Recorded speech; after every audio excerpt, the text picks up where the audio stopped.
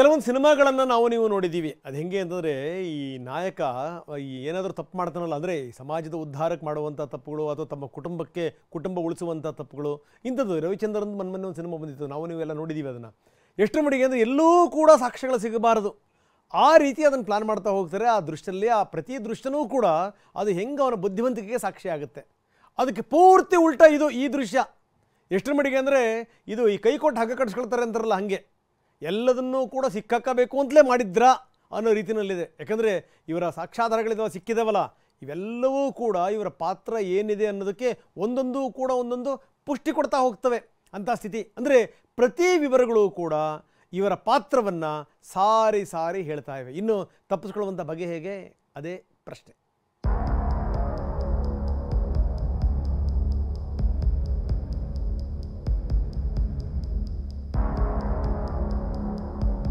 ಜೂನ್ನಲ್ಲಿ ರೇಣುಕಾಸ್ವಾಮಿ ಕೊಲೆ ಕೃತ್ಯ ನಡೆದಿದ್ರಿಂದ ಮೊದಲು ಐಪಿಸಿ ಸೆಕ್ಷನ್ಗಳ ಅಡಿಯಲ್ಲಿ ಎಫ್ಐಆರ್ ಹಾಕಲಾಗಿತ್ತು. ಆದ್ರೆ ಜುಲೈ 1ರಿಂದ ಜಾರಿಯಾಗಿದ್ದ ಬಿಎನ್ಎಸ್ಎಸ್ ಕಾಯ್ದೆಯಡಿ ಮಹಜರು ಸೇರಿದಂತೆ ಇಡೀ ತನಿಖೆ ನಡೆಸಲಾಗಿದೆ. ಪೊಲೀಸರಿಂದ 250ಕ್ಕೂ ಹೆಚ್ಚು ಸಾಕ್ಷ್ಯಗಳ ಸಂಗ್ರಹ. ರೇಣುಕಾಸ್ವಾಮಿ ಕೊಲೆಗೆ ಸಂಬಂಧ 250ಕ್ಕೂ ಹೆಚ್ಚು ಸಾಕ್ಷ್ಯಗಳನ್ನ ಕಲೆ ಹಾಕಲಾಗಿದೆ.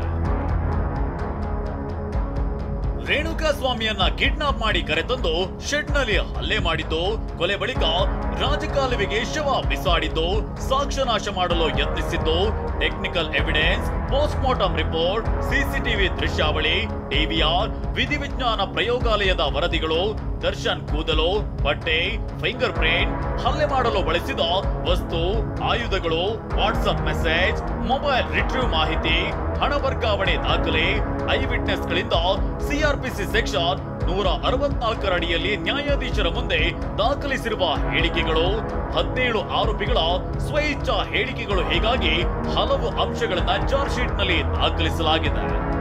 ಒಟ್ಟಿನಲ್ಲಿ ದರ್ಶನ್ A1 ಆರೋಪಿಯಾಗುವುದು ಖಚಿತವಾಗಿದ್ದು, ಕಾನೂನು ಕುಣಿಕೆ ಮತ್ತಷ್ಟು ಬಿಗಿಯಾಗೋದು ಪಕ್ಕಾ ಆಗಿದೆ.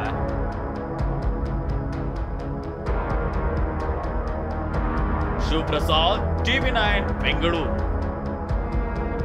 ಕಿರಣ್ ನಮ್ಮ ಜೊತೆಗೆ ನೇರ ಸಂಪರ್ಕದಲ್ಲಿದ್ದಾರೆ. ಕಿರಣ್, ಬಹಳ ಗಮನಿಸಬೇಕಾದಂಥ ಸಂಗತಿ ನೋಡಿ, 4800 ಪುಟಗಳ ಚಾರ್ಜ್ ಶೀಟ್. ಪ್ರತಿ ಪುಟವೂ ಕೂಡ, ಪ್ರತಿ ಸಾಲು ಕೂಡ, ಪ್ರತಿ ಶಬ್ದ ಕೂಡ ಇವರ ಇನ್ವಾಲ್ವ್ಮೆಂಟ್ ಏನು ಅನ್ನೋದನ್ನು ಸಾರಿ ಹೇಳ್ತಾ ಇದೆ ಅಂತ ಸ್ಥಿತಿ. ನಾನು ಒಂದು ಮಾತನ್ನು ಹೇಳಿದೆ ಕಿರಣ್, ತಾವು ಗಮನಿಸಿದ್ರಿ ಅಂತ ನಾನು ಭಾವಿಸ್ತೀನಿ. ಯಾವುದಾದ್ರೂ ಸಿನಿಮಾ ನೋಡೋದಂಥ ಸಂದರ್ಭದಲ್ಲಿ ಆ ನಾಯಕನ ಬುದ್ಧಿವಂತಿಕೆಗೆ ಆ ಸಿನಿಮಾ ಸಾಕ್ಷಿಯಾಗುತ್ತೆ. ದೃಶ್ಯಂ ಸಿನಿಮಾದ ವಿವರಗಳನ್ನು ನಾವು ಹೇಳ್ತಾ ಇದ್ವಿ. ಎಷ್ಟರ ಮಟ್ಟಿಗೆ ನಾಯಕ ತಪ್ಪಿಸ್ಕೋಬೇಕು ಅಂತಲೇ ಪ್ಲಾನ್ ಮಾಡ್ತಾ ಇರ್ತಾನೆ, ಅದರ ಪ್ರಕಾರ ಸಕ್ಸಸ್ ಆಗ್ತಾನೆ. ಆದರೆ ಇಲ್ಲಿ ನೋಡಿ ಯಾವ ರೀತಿ ಇದೆ ಅಂತಂದರೆ, ಅದಕ್ಕೆ ಉಲ್ಟಾ ಸ್ಟೋರಿ ಇದು. ಇಲ್ಲಿ ಯಾವ ಆ್ಯಂಗಲಲ್ಲೂ ಕೂಡ ತಪ್ಪಿಸ್ಕೊಳ್ಳಿಕ್ಕೆ ಸಾಧ್ಯವೇ ಇಲ್ಲ. ಅಂಥ ಒಂದು ವಿಚಿತ್ರವಾದಂಥ ಕಥೆ ಇದು. ಅಂದರೆ ಪ್ರತಿ ಸಾಕ್ಷ್ಯಗಳು ಕೂಡ ಇವರ ಇನ್ವಾಲ್ವ್ಮೆಂಟನ್ನು ಸಾರಿ ಹೇಳ್ತಾ ಇವೆ. ಕಿರಣ್, ಈ 4800 ಪುಟಗಳಲ್ಲಿ ವೆರಿ ಇಂಪಾರ್ಟೆಂಟ್ ಪಾಯಿಂಟ್ಸ್ ಯಾವ್ಯಾವು ಕಿರಣ್? ರಂಗನಾಥ್, ಮುಖ್ಯವಾಗಿ ಈಗ ಲಾಸ್ಟ್ ಫೈನಲ್ ಕ್ಲೈಮ್ಯಾಕ್ಸಿಗೆ ಬಂದಿದೆ ಈ ಒಂದು ಪ್ರಕರಣ. ಇವತ್ತು ತಪ್ಪಿದ್ರೆ ನಾಳೆ ಬೆಳಗ್ಗೆಗೆ ಚಾರ್ಜ್ ಶೀಟನ್ನು ಫೈಲ್ ಮಾಡಲೇಬೇಕಾಗುತ್ತೆ. ಯಾಕೆಂತಂದರೆ ಇನ್ನು ಮಂಡೇ ಆಯಿತು ಅಂತಂದರೆ 90 ಡೇಸ್ ಹತ್ರ ಬಂದಿರೋದ್ರಿಂದ ಮತ್ತೆ ಕಷ್ಟ ಆಗೋಗ್ಬಿಡುತ್ತೆ. ಒಂದು ಇಲ್ಲಿ ಇರುವಂಥ ಚಾರ್ಜ್ ಶೀಟ್ನಲ್ಲೇ ಪ್ರಮುಖವಾಗಿ ಏನು ದರ್ಶನ್ ಸೇರಿದಂತೆ, ದರ್ಶನ್ ಪವಿತ್ರಗೌಡ ಸೇರಿದಂತೆ ಎಲ್ಲ ಆರೋಪಿಗಳ ಪಾತ್ರ ಈ ಒಂದು ರೇಣುಕಾಸ್ವಾಮಿ ಕೊಲೆ ಪ್ರಕರಣದಲ್ಲಿ ಸಂಚು ಮಾಡಿರುವಂಥದ್ದು, ಕೊಲೆ ಮಾಡಿರುವಂಥದ್ದು, ಮುಚ್ಚಾಕಕ್ಕೆ ಪ್ರಯತ್ನ ಪಟ್ಟಿರೋದು, ಕೆಲವೊಬ್ಬರು ಸರೆಂಡರ್ ಆಗಕ್ಕೆ ಹೋಗಿರೋದು, ಎಲ್ಲದೂ ಕೂಡ ಎವಿಡೆನ್ಸ್ ಕನ್ಫರ್ಮ್ ಆಗೋಗಿದೆ. ಅಂದರೆ ದರ್ಶನ್ ತನಿಖೆಯಲ್ಲಿ ದರ್ಶನ್ ಈ ಒಂದು ರೇಣುಕಾಸ್ವಾಮಿ ಪ್ರಕರಣದಲ್ಲಿ ದೃಢ ಆಗಿರೋದು ಪಕ್ಕಾ ಹೋಗಿದೆ, ಅದಕ್ಕೆ ಪಾತ್ರ ಇರುವಂಥದ್ದು. ಆಮೇಲೆ ಜೊತೆಗೆ ದರ್ಶನ್ ರೇಣುಕಾಸ್ವಾಮಿಯನ್ನು ಚಿತ್ರದುರ್ಗದಿಂದ ಕರ್ಸ್ಕೊಂಡಿರುವಂಥದ್ದು, ಜೊತೆಗೆ ಶೆಡ್ನಲ್ಲಿ ಆತನಿಗೆ ಮಾರಣಾಂತಿಕವಾಗಿ ಹಲ್ಲೆ ಮಾಡಿರುವಂಥದ್ದು, ಜೊತೆಗೆ ಅಷ್ಟೇ ಅಲ್ಲ ಈ ಒಂದು ಪ್ರಕರಣವನ್ನು ಮುಚ್ಚಾಕೋಕ್ಕೆ ಎಲ್ಲ ರೀತಿಯ ಪ್ರಯತ್ನ ಮಾಡಿರೋದು ಸಾಕ್ಷಿಗಳಿರ್ಬೋದು. ಜೊತೆಗೆ ಅದಾದಮೇಲೆ ಕೆಲವೊಬ್ಬರನ್ನ ಸರೆಂಡರ್ ಮಾಡ್ಸೋಕ್ಕೆ ಅಂತ ಹೋಗಿರುವಂಥದ್ದು, ದುಡ್ಡನ್ನು ಕೊಟ್ಟಿರುವಂಥದ್ದು ಎಲ್ಲವೂ ಕೂಡ ಹಂತವಾಗಿ ಎಲ್ಲ ಸ್ಟೇಜಲ್ಲೂ ಕೂಡ ಪೊಲೀಸರು ಈ ಸಂಬಂಧಪಟ್ಟಂತೆ ತನಿಖೆಯಲ್ಲಿ ಎಲ್ಲ ಸಾಕ್ಷಿಗಳು ಕೂಡ ಲಭ್ಯವಾಗಿದೆ, ಅದನ್ನೆಲ್ಲವೂ ಕೂಡ ಅಟ್ಯಾಚ್ ಮಾಡ್ತಾ ಇದ್ದಾರೆ. ಇನ್ನು ಹೇಳೋದಾದರೆ ದರ್ಶನ್ ಪವನ್ಗೆ ಹೇಳಿ ಸೂಚನೆ ಕೊಟ್ಟು ರೇಣುಕಾಸ್ವಾಮಿನ ಚಿತ್ರದುರ್ಗದಿಂದ ಕರ್ಕೊಬರ್ತಾರೆ. ಇಲ್ಲಿ ಇರುವಂಥದ್ದು ದರ್ಶನ್ ಮೇಲೆ ಸಂಚಿರ್ಬೋದು, ಕಿಡ್ನಾಪ್ ಮಾಡೋವಂಥದ್ದು ಇರ್ಬೋದು, ಜೊತೆಗೆ ಕೊಲೆ ಮಾಡಿರುವಂಥದ್ದು ಇರ್ಬೋದು, ಜೊತೆಗೆ ಅದನ್ನ ಮುಚ್ಚಾಕೋಕ್ಕೆ ಎವಿಡೆನ್ಸ್ ಅನ್ನ ನಾಶ ಮಾಡೋಕ್ಕಿರ್ಬೋದು, ಎಲ್ಲವೂ ಕೂಡ ಈಗ ಪ್ರೂವ್ ಆಗಿದೆ.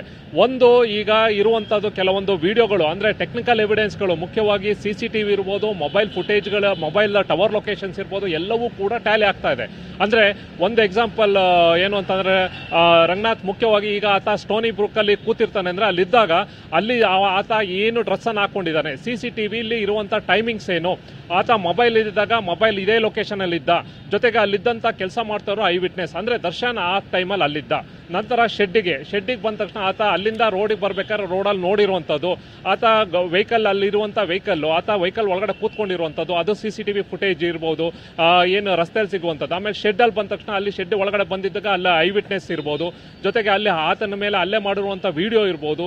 ಇದೆಲ್ಲ ನಂತರ ಅಲ್ಲಿಂದ ಆತ ವಿಜಯಲಕ್ಷ್ಮಿ ಮನೆ ಮರುದಿನ ಹೋಗ್ತಾನೆ, ಅಲ್ಲಿ ಹೋಗಿ ಪೂಜೆಯಲ್ಲಿ ಕೂತ್ಕೊಂಡಿರುವಂಥದ್ದು, ಅಲ್ಲಿ ರಸ್ತೆ ಇರ್ಬೋದು, ಆತನ ಮೊಬೈಲ್ ಎಲ್ಲಿತ್ತೋ ಅಲ್ಲಿಯ ಲೊಕೇಶನ್ ಇರ್ಬೋದು, ಎಲ್ಲವೂ ಕೂಡ ಮ್ಯಾಪಿಂಗ್ ಆಗಿದೆ. ಪ್ರತಿಯೊಂದು ಕೂಡ ಎಲ್ಲ ಹಂತದಲ್ಲೂ ಕಂಪ್ಲೀಟ್ ಆಗಿದೆ. ಅದಾದಮೇಲೆ ಮೈಸೂರಿಗೆ ಹೋಗೋದು, ಶೂಟಿಂಗ್ ಸ್ಪಾಟ್ಗೆ ಹೋಗೋದು, ಫಾರ್ಮ್ ಹೌಸ್ ಹೋಟೆಲ್ಗೆ ಹೋಗೋದು, ಎಲ್ಲವೂ ಕೂಡ ಒಂದು ಐ ವಿಟ್ನೆಸ್ಸು, ಮತ್ತೊಂದು ಟೆಕ್ನಿಕಲ್ ಎವಿಡೆನ್ಸು. ಆಮೇಲೆ ಅದಕ್ಕಿಂತ ಮುಖ್ಯವಾಗಿ DNA ಅಂದರೆ ದರ್ಶನ್ ಬಟ್ಟೆ ಮೇಲೆ ರೇಣುಕಾ ಸ್ವಾಮಿಯ ಏನು ಒಂದು ರಕ್ತದ ಕಲೆ ಪತ್ತೆ ಆಗಿರುವಂಥದ್ದು ಮೇಜರ್ ಆಗಿರುವಂಥದ್ದು, ಅಂದರೆ ಆತ ಅಲ್ಲಿಗೆ ಸ್ಪಾಟಿಗೆ ಹೋಗಿರೋದು, ಆತನ ಮೇಲೆ ಹಲ್ಲೆ ಮಾಡಿರುವಂಥದ್ದು ಎಲ್ಲವೂ ಕೂಡ ದೃಢವಾಗಿದೆ. ಹೀಗಾಗಿ ಈಗ ಸಂಬಂಧಪಟ್ಟಂತೆ ದರ್ಶನ್ ಸೇರಿದಂತೆ ಪವಿತ್ರ ಗೌಡ ಯಾರ್ಯಾರು ಅಕ್ಯೂಸ್ಡ್ ಇಲ್ಲ ಅವರವರ ಪಾತ್ರ ಏನು, ಅಂದರೆ ಚಿತ್ರದುರ್ಗದಿಂದ ಕರ್ಕೊಬಂದವರು ಅವರ ಪಾತ್ರ ಏನು, ಸರೆಂಡರ್ ಆಗಕ್ಕೆ ಬಂದವ್ರದ್ದು ಅವರ ಪಾತ್ರವೇನು, ಜೊತೆಗೆ ಅದಲ್ದಲ್ಲೇ ಕೂಡ ಅದಕ್ಕೆ ಬೇಕಾಗಿದ್ದಂಥ ಎಲ್ಲ ಎವಿಡೆನ್ಸ್ಗಳು ಕಂಪ್ಲೀಟ್ ಆಗಿ ಈ ಒಂದು ಚಾರ್ಜ್ ಶೀಟ್ನಲ್ಲಿ ಎಲ್ಲವೂ ಕೂಡ ಅಟ್ಯಾಚ್ ಮಾಡಿದೆ. ಇನ್ನು ಹೈದರಾಬಾದಿಂದ ಕೆಲ 2-3 ಡಾಕ್ಯುಮೆಂಟ್ಗಳು ಬರಬೇಕಾಗಿದೆ, ಅದಕ್ಕೆ ಸಂಬಂಧಪಟ್ಟಂತೆ ಅದನ್ನು ಅಂತಿಮ ಹಂತದಲ್ಲಿ ಅದನ್ನು ಅಟ್ಯಾಚ್ ಮಾಡ್ತಾ ಇದ್ದಾರೆ. ಉಳಿದಂತೆ ಈಗ ಚಾರ್ಜ್ ಶೀಟ್ ಕಂಪ್ಲೀಟ್ ಆಗಿ ಮುಗ್ದಿರುವಂಥದ್ದು, ಶಾರ್ಟ್ಲಿ ಇವತ್ತು ಈವ್ನಿಂಗ್ ಅಥವಾ ನಾಳೆ ಬೆಳಗ್ಗೆ ಎಲ್ಲವೂ ಕೂಡ ಸಬ್ಮಿಟ್ ಅನ್ನ ಮಾಡೋಕೆ ಎಲ್ಲ ರೀತಿಯ ತಯಾರಿ ಮಾಡ್ಕೊಂಡಿರೋದು. ಅದರಲ್ಲಿ ಮುಖ್ಯವಾಗಿ ದರ್ಶನ್ನ ಪಾತ್ರ ಕಂಪ್ಲೀಟ್ ಆಗಿ ಅಂದರೆ ಎಲ್ಲ ಹಂತದಲ್ಲೂ, ಅಂದರೆ ನಾನು ಇವಾಗ ಹೇಳಿದ್ನಲ್ಲ, ಆತ ಒಂದು ಕಾನ್ಸ್ಪರೆನ್ಸಿ ಇರ್ಬೋದು, ಕೊಲೆ ಮಾಡಿರುವಂಥದ್ದು ಇರ್ಬೋದು, ಆತ ಮತ್ತು ಆತನ ಜೊತೆ ಸೇರ್ಕೊಂಡಿರುವಂಥದ್ದು, ಎಲ್ಲೆಲ್ಲಿ ಎಷ್ಟು ಮ್ಯಾಕ್ಸಿಮಮ್ ಎವಿಡೆನ್ಸ್ ಅಂತ ಅಂದರೆ ಅಲ್ಲಿ ಒಂದಷ್ಟು ಜನದ 164 ಸ್ಟೇಟ್ಮೆಂಟ್, ಸುಮಾರು 24 ಜನದ 164 ಸ್ಟೇಟ್ಮೆಂಟನ್ನು ಮಾಡ್ಕೊಂಡಿರುವಂಥದ್ದು ಎಲ್ಲವೂ ಕೂಡ ಮ್ಯಾಚ್ ಆಗೋಗಿದೆ. ಅಂದರೆ ಅವನು ಮೊಬೈಲ್ ಲೊಕೇಶನ್, ಆಮೇಲೆ ಅಷ್ಟೇ ಅಲ್ಲ ಕೆಲವೊಂದಷ್ಟು ಏನು ವಾಟ್ಸಪ್ ಚಾಟ್ ಮಾಡಿದ್ದು ಡಿಲೀಟ್ ಮಾಡಿದ್ದು ಅದೆಲ್ಲವೂ ಕೂಡ ರಿಟ್ರೀವ್ ಆಗಿದೆ. ದುಡ್ಡನ್ನು ತಸ್ಕೊಂಡಿರೋದು, ದುಡ್ಡನ್ನು ಕೊಟ್ಟಿರುವಂಥದ್ದು, ಸರೆಂಡರ್ ಮಾಡೋಕ್ಕೆ ಆದವ್ರಿಗೆ ಅವ್ರು ಕನ್ವಿನ್ಸ್ ಆಗೋಕ್ಕೆ ಅವ್ರನ್ನ ಕರ್ಸ್ಕೊಂಡು ಮಾತಾಡಿ ಕನ್ವಿನ್ಸ್ ಮಾಡಿರೋದು, ಎಲ್ಲ ರೀತಿಯ ಒಂದು ಹಣಕಾಸಿನ ಆಮಿಷನ ಒಡ್ಡು ಅವ್ರಿಗೆ ಲೀಗಲ್ ಆಗಿ ನಾವು ಎಲ್ಲವೂ ಕೂಡ ಸಪೋರ್ಟ್ ಮಾಡ್ತೀವಿ ಅಂತ ಹೇಳಿದ್ದಕ್ಕಿರ್ಬೋದು, ಎಲ್ಲವೂ ಕೂಡ ಎವಿಡೆನ್ಸ್ ಇಲ್ಲ ಪಕ್ಕಾ ಸಿಕ್ಕಿರೋದ್ರಿಂದ ಕಂಪ್ಲೀಟ್ ಆಗಿ ದರ್ಶನನ್ನ ಈಗ ಈ ಒಂದು ಪ್ರಕರಣದಲ್ಲಿ ಎಲ್ಲವೂ ಕೂಡ ಇನ್ವಾಲ್ವ್ಮೆಂಟ್ ಆಗಿರುವಂಥದ್ದು ದೃಢವಾಗಿದೆ. ರಂಗನಾಥ್, ಎಸ್ ನಮ್ಮ ಪ್ರತಿನಿಧಿ ವಿನಾಯಕ್ ಕೂಡ ಸಂಪರ್ಕದಲ್ಲಿದ್ದಾರೆ. ವಿನಾಯಕ್, ನಿಮ್ಮ ಜೊತೆ ಮಾತಾಡ್ತೀನಿ. ಅದಕ್ಕಿಂತ ಮೊದಲು ಒಂದಷ್ಟು ಡೀಟೇಲ್ಸನ್ನು ನಾವು ನಿಮಗೆ ತೋರಿಸ್ಬಿಡ್ತೀವಿ. ಅಂತಂದರೆ ಈಗ ಸ್ಥಿತಿಗತಿಗಳು ಯಾವ ರೀತಿ ಇದೆ, ದರ್ಶನದ ಮನಸ್ಥಿತಿ, ಮನಸ್ಸಿಗೆ ಸಮಾಧಾನ ಇಲ್ಲ, ಸಮಾಧಾನ ಬರೋದಾದರೂ ಹೆಂಗೆ ಹೇಳಿ, ವಿಪರೀತ ಟೆನ್ಷನ್ನು, ಹೀಗಾಗಿ ರಾತ್ರಿ ಊಟ ಮಾಡಿಲ್ಲ, ನಿದ್ರೆ ಬಂದಿಲ್ಲ, ಆತಂಕದಲ್ಲೇ ಆ ಕಡೆ ಈ ಕಡೆ ಶತಪಥ ತಿರುಗಿದ್ದಾಯಿತು ರಾತ್ರಿ ಪೂರ್ತಿ. ಇದು ದರ್ಶನ್ನ ಮನಸ್ಥಿತಿ. A2 ಇಂದ A1 ಆಗ್ತಿರೋ ಕಾರಣ ಸಹಜವಾಗಿಯೇ ಕಂಗಲಾಗಿದ್ದಾರೆ ದರ್ಶನ್. ಇದಕ್ಕೆ ಸಂಬಂಧಪಟ್ಟಂಗೆ ಒಂದಷ್ಟು ಅವರ ಪತ್ನಿ ಕೂಡ ಸಮಾಧಾನ ಮಾಡಿ ಹೋಗಿದ್ದಾರೆ. ನಾವು ಪ್ರಯತ್ನ ಪಡ್ತಾ ಇದ್ದೀವಿ, ನೀವೇನು ಯೋಚನೆ ಮಾಡಬೇಡಿ, ಜೊತೆಗೆ ಏನಂದರೆ A2 ಇಂದ A1 ಆಗ್ಬೋದು, ಚಿಂತೆ ಬೇಡ, ಇನ್ನು ಸ್ವಲ್ಪ ದಿವಸ ಆಗೋಗ್ಬಿಡಲಿ, ಜಾಮೀನಿಗೆ ಪ್ರಯತ್ನ ಪಡೋಣ ಅನ್ನುವಂಥ ಮಾತು. ಒಂದಷ್ಟು ದೇವರ ದಿಂಡಲ್ಲಿ ಹರಕೆ ಕೂಡ ಶುರುವಾಗಿದೆ. ಜೊತೆಗೆ ಯೋಗ, ಪ್ರಾಣಾಯಾಮ, ಧ್ಯಾನ ಕೂಡ ದರ್ಶನ ಮಾಡ್ತಾ ಇದ್ದಾರಂತೆ.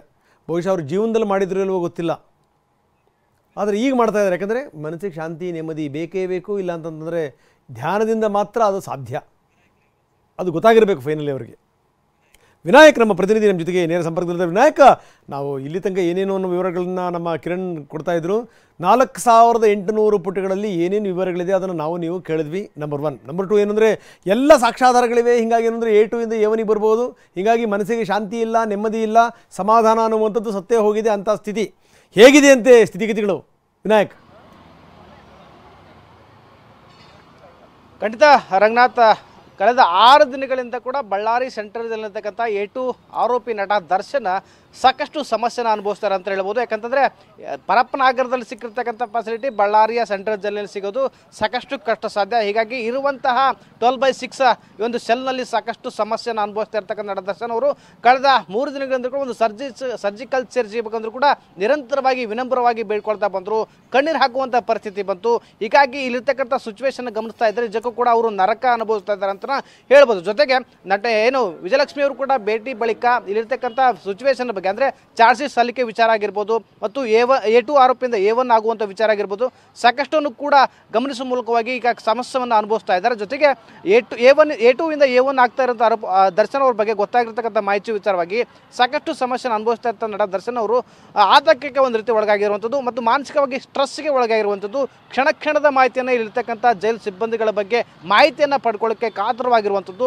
ಯಾವುದೇ ಸಿಬ್ಬಂದಿಗಳು ಹೋಗಿ ಅವರನ್ನು ಮಾತನಾಡಿಸಿದ್ರು ಕೂಡ ಊಟ ಕೊಡುವ ವೇಳೆ ಆಗಿರ್ಬೋದು ಮತ್ತು ಅವರ ಸುತ್ತಮುತ್ತ ಇರತಕ್ಕಂಥ ಸಿಬ್ಬಂದಿಗಳ ಬಗ್ಗೆ ಕೂಡ ನಿರಂತರವಾಗಿ ಚಾರ್ಜ್ ಶೀಟ್ ವಿಚಾರವನ್ನೇ ಅವರಿಗೆ ಏನು ಕೇಳ್ಕೊಳ್ತಾ ಇದ್ದಾರೆ. ಅಂದರೆ A2 ಆರೋಪಿಯಿಂದ A1 ಆಗುವಂಥ ವಿಚಾರ ಕೇಳಿ ಸಾಕಷ್ಟು ದಂಗಾಗಿರುವಂಥ ದರ್ಶನ್ ಅವರು ಯಾವ್ಯಾವ ಸಾಕ್ಷಿಗಳನ್ನು ಅವರು ಕಲೆ ಹಾಕಿದ್ದಾರೆ ಮತ್ತು ಚಾರ್ಜ್ ಶೀಟ್ ಸಲ್ಲಿಕೆಯಲ್ಲಿ ಇರತಕ್ಕಂಥ ಅಂಶಗಳ ಬಗ್ಗೆ ಏನಾದರೂ ಪ್ರಮುಖ ಆರೋಪಿಯಾಗಿ ಯಾವ ಶಿಕ್ಷೆ ಅನುಭವಿಸಬಹುದು ಅನ್ನೋದನ್ನು ಕೂಡ ಸಾಕಷ್ಟು ಆತಂಕ ದರ್ಶನ್ಗಿರುವಂಥದ್ದು ಮತ್ತು ಬಳ್ಳಾರಿ ಜೈಲೇ ಕಾಯಂ ಆಗ್ತದ ಅನ್ನೋ ಕೂಡ ಆತಂಕ ದರ್ಶನ್ ಅವರಿಗೆ ಇರ್ತಕ್ಕಂಥದ್ದು. ಒಟ್ಟಿನಲ್ಲಿ ಬಳ್ಳಾರಿಯ ಸೆಂಟ್ರಲ್ ಜೈಲಿನಲ್ಲಿ ನಿರಂತರವಾಗಿ 6 ದಿನಗಳನ್ನು ಕೂಡ ಸಾಕಷ್ಟು ಸಮಸ್ಯೆಯನ್ನು ಜೈಲಿನ ವಾಸ್ತವ ಸ್ಥಿತಿಯನ್ನು ಅನುಭವಿಸ್ತಿರ್ತಕ್ಕಂಥ ದರ್ಶನ್ ಅವರು ಈಗ ಚಾರ್ಜ್ ಶೀಟ್ ಸಲ್ಲಿಕೆ ವಿಚಾರಗಳ ಮೇಲೆ ಸಾಕಷ್ಟು ಒಂದು ರೀತಿ ಕ್ಯೂರಿಯಾಸಿಟಿ ಹೊಂದಿರುವಂಥದ್ದು. ಯಾವ ಅಂಶಗಳು ಬರ್ತವೆ, ಏನೇನು ಸಮಸ್ಯೆ ಆಗುತ್ತೆ ಅನ್ನೋದ್ರ ಬಗ್ಗೆ ಕೂಡ ಸಾಕಷ್ಟು ಕಾತುರದಿಂದ ನೋಡ್ತಾ ಇದ್ದಾರೆ ಅಂತ ಹೇಳ್ಬೋದು. ಓಕೆ ಧನ್ಯವಾದ ವಿನಾಯಕ್ ತಮ್ಮೆಲ್ಲ ಮಾಹಿತಿಗೆ. ನೋಡಿ, ಗ್ರಹಚಾರ ಕೆಟ್ಟಂಥ ಸಂದರ್ಭದಲ್ಲಿ ಮಾರ್ಗಗಳು ಗೋಚರ ಆಗಲ್ಲ, ಜೊತೆಗೆ ನಾವು ಮಾಡಿದ್ದೇ ಸರಿ ಅನ್ನುವಂಥ ಹಠಕ್ಕೆ ಮನುಷ್ಯ ಬಿದ್ದು ಬಿಡ್ತಾನೆ.